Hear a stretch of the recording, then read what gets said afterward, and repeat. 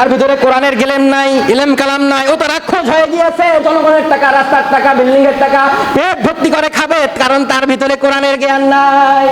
তার ভিতরে কিসের জ্ঞান নাই? কোরআনের জ্ঞান নাই। আপনি আপনার ছেলেকে ডাক্তারি বানাবেন, কোনো আমার আপত্তি নাই, কারো কোনো আপত্তি নাই। ডাক্তারি লাইনে দেওয়ার আগে সুন্দর করে ছেলেটাকে কোরআন শিক্ষা করাবেন। কোরআন যখন সুন্দর করে পড়তে পারবে, পড়ার পরে সুন্দর করে ডাক্তারি লাইনে দেবেন, এমবিবিএস ডাক্তার বানাবেন। কারণ তার ভিতরে ছোটবেলায় আল্লাহর কোরআনের জ্ঞান তার ভিতরে ঢোকানো আছে।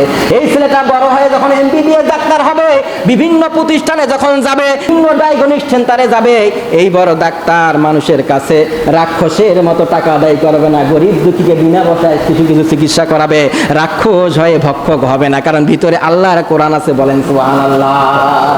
আর কোরআনের জ্ঞান না থাকার কারণে আপনার স্ত্রীকে যখন ডেলিভারি করার জন্য নিয়ে যাবেন, নরমালি কিন্তু বাচ্চা হবে, ওই রাক্ষসী ডাক্তার কোরআনের জ্ঞান নাই, যাওয়ার সঙ্গেই বলে যাবে বাচ্চাটা উল্টো দিকে করে আছে, অপারেশন না করলে তোমার বাচ্চাও মারা যাবে, স্ত্রীও মারা যাবে। ওই যে অপারেশন করলে কি পাবে? কথা বলেন না কেন? অপারেশন করলে কি পাবে? টাকা পাবে অপারেশন করলে। আর যদি কোরআনের জ্ঞান থাকে, ডাক্তার রিপোর্ট দেখার পরে বলে দেবেন না, এটা অপারেশন না করলেও এটা নরমালে হবে। কোরআনের জ্ঞানের কারণে ওই ছেলেটা হালাল হারাম বুঝবে, অন্যায়ভাবে মানুষকে অপারেশন করবে না, অন্যায়ভাবে ধোঁকাবাজি করবে না, অন্যায়ভাবে মানুষের রাক্ষস হবে না, শুধু কোরআনের জ্ঞান থাকার কারণে। সুবহানাল্লাহ বলেন। আর কোরআনের জ্ঞান না থাকলে ওই ছেলেটা কি করবে? মানুষের দুঃখ কষ্ট বুঝবে না, কোনো কিছু হলেই বলবে অপারেশন করো, সিজার করো, কাটো, পেট কাটতে হবে, কোমর কাটতে হবে, বুক ফাটাতে হবে, অপারেশন করতে হবে, এতগুলো টাকা নিয়ে আসো, এতগুলো টাকা আজকের মধ্যে জমা না দিতে পারলে মারা যাবে, কারণ তার ভিতরে কোরআনের জ্ঞান নাই। তাহলে আপনি ডাক্তার বানার আগে ছেলেকে কোরআন শিক্ষা দিবেন, ইঞ্জিনিয়ার বানার আগে ছেলেকে কোরআন শিক্ষা দিবেন।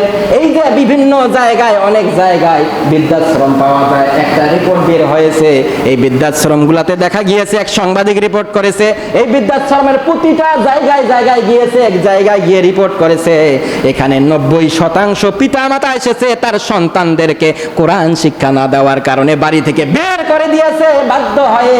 সন্তানের বাড়ি আছে, গাড়ি আছে, টাকা আছে, পয়সা আছে, বড় বড় চাকরি করে, বড় বড় অফিসার, কিন্তু ভিতরে কোরআন শিক্ষা না থাকার কারণে বৃদ্ধাশ্রমগুলিতে 100 ভাগের ভিতর 90 ভাগ কোরআন শিক্ষা করাই নেই ছেলে সন্তানকে। ওই সন্তান বাড়ি থেকে বের করে দিয়েছে, বাধ্য হয়ে বৃদ্ধাশ্রমে গিয়েছে। জোরে আওয়াজ দিয়ে পড়েন নাউজুবিল্লাহ। আপনি দেখেন তো, খোঁজ করে দেখেন তো, কোরআন শিক্ষাওয়ালা ছেলে পিতামাতাকে কষ্ট কম দেবে, দুঃখ কম দেবে।